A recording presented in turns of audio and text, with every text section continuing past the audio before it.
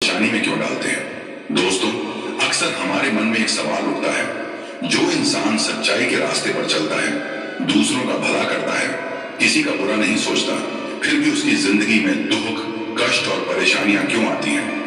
अगर भगवान न्यायप्रिय हैं, तो अच्छे इंसान को ही क्यों बार बार और दबाया जाता है। इसका उत्तर बहुत गहरा है। सबसे पहली बात, परेशानी सजा नहीं, परीक्षा होती है। भगवान कभी भी पुण्यात्मा इंसान को दंड देने के लिए कुछ नहीं देते, वे उसे परखते हैं। जैसे सोना आग में तपकर ही शुद्ध होता है, वैसे ही इंसान कठिनाइयों से गुजरकर ही महान होता है। भगवान जानते हैं कि यह इंसान टूटेगा नहीं, इसलिए उसे मजबूत बनाने के लिए कठिन रास्ता देते हैं। दूसरी बात, कर्मों का हिसाब केवल इस जन्म का नहीं होता। हम जो आज भोग रहे हैं, वह सिर्फ आज का परिणाम नहीं है, यह पिछले जन्मों के अधूरे कर्मों का फल भी हो सकता है। पुण्य करने वाला इंसान उन पुराने कर्मों को जल्दी काट लेता है, इसलिए कभी कभी ऐसा लगता है कि अच्छे इंसान को ही ज्यादा दुख मिल रहा है, जबकि सच यह है कि उसके बुरे कर्मों का हिसाब जल्दी साफ किया जा रहा है। तीसरी बात, भगवान रास्ता आसान नहीं करते, इंसान को ताकतवर बनाते हैं। भगवान ये वादा नहीं करते कि तुम्हारी जिंदगी में कभी दुख नहीं आएगा, वे ये वादा करते हैं कि जब दुख आएगा तब वे तुम्हें उसे सहने की शक्ति देंगे। पुण्यात्मा व्यक्ति को भगवान धैर्य, समझ और विवेक देते हैं, ताकि वह हर हाल में सही रास्ते पर बना रहे।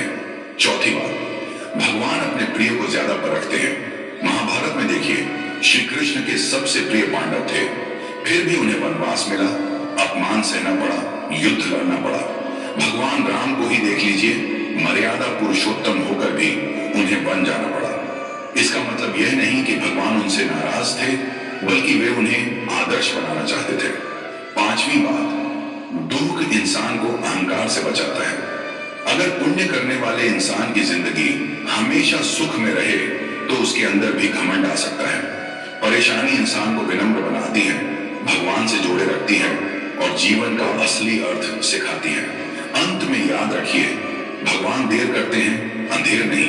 पुण्य कभी व्यर्थ नहीं जाता। जो इंसान अच्छे कर्म करता है, उसका फल उसे जरूर मिलता है। कभी इस रूप में कि उसका दुख कम हो जाता है, कभी इस रूप में कि उसकी आत्मा मजबूत हो जाती है, और कभी इस रूप में कि भगवान खुद उसका सहारा बन जाते हैं। इसलिए अगर आप सही हैं, सच्चे हैं और फिर भी परेशानियों में हैं, तो समझ लीजिए भगवान आपको गिराने नहीं, ऊंचा उठाने की तैयारी कर रहे हैं। जो इंसान पुण्य